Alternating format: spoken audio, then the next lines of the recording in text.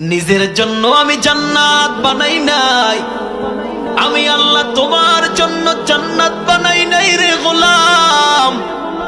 আমি আমার ইবলিসের সাথে ঘোষণা দিয়েছিলাম, আমার ইবলিস বারবার বারবার এই আদম সন্তানগুলোকে ধোঁকা দিবে, আর আমি আল্লাহর কদমে কপালটা লাগাইতে দেরি।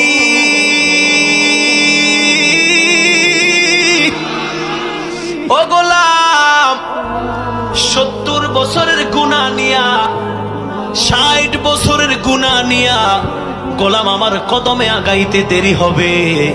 আমি আল্লাহ গোলামকে ক্ষমা করে জান্নাতি বানাইতে দেরি করব না। জান্নাতি জান্নাতি জান্নাতি হতে চাই, ঠিক কিনা?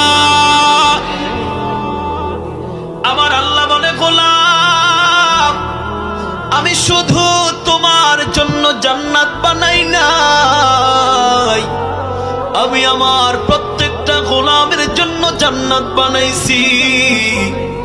এই কারণে আমি আল্লাহ জানাইয়া দিলাম, আকিমুস সালাহ, নামাজ আদায় করো তুমি, নামাজ আদায় করো তোমার সন্তান, নামাজ আদায় করো তোমার কন্যা, নামাজ আদায় করো তোমার স্ত্রী, নামাজ আদায় করো তোমার পুত্রবধূ, নামাজ আদায় করো তোমার বোন, নামাজ আদায় করো তোমার মা, নামাজ আদায় করো তোমার পরিবার, নামাজ আদায় করো তোমার গ্রাম, নামাজ আদায় করো তোমার সমাজ, নামাজ আদায় করো তোমার মহল্লা, নামাজ আদায় করো তোমার রাষ্ট্র, ঠিক কিনা?